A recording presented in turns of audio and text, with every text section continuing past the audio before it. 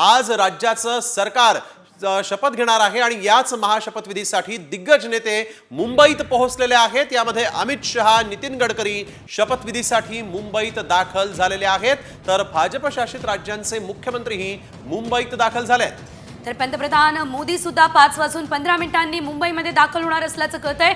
अनेक केंद्रीय मंत्री आणि नेते हे मुंबईमध्ये आजच्या या शपथविधी सोहळ्यासाठी येणार आहे। अधिकचे अपडेट या संदर्भात आमचे प्रतिनिधी सचिन गाड यांच्याकडून घेऊयात। सचिन, अवघा काही वेळ हा आता शपथविधी सोहळ्यासाठी शिल्लक राहिलेला आहे। दिग्गजांची हजेरी महत्त्वाची असेल। कोण कोण सध्या मुंबईमध्ये दाखल झालंय?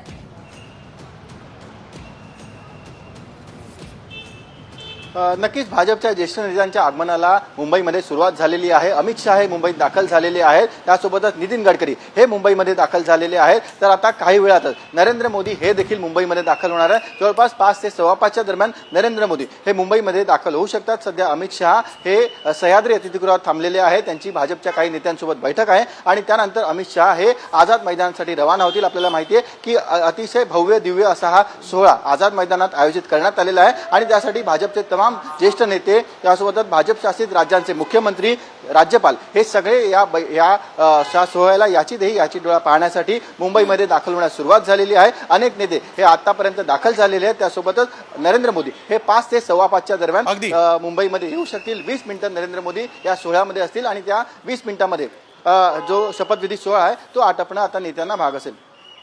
निश्चितच धन्यवाद सचिन दिलेल्या सर्व सविस्तर अपडेटसाठी। खरं तर कोण कोण दिग्गज नेते व्यासपीठावर असतात हे सुद्धा आपण बघणार आहोत। मात्र सध्या जर आपण बघितलं, अमित शहा हे आता मुंबईमध्ये पोहोचले आणि काही वेळात पंतप्रधान नरेंद्र मोदी यांचं देखील मुंबईमध्ये आगमन होणार आहे।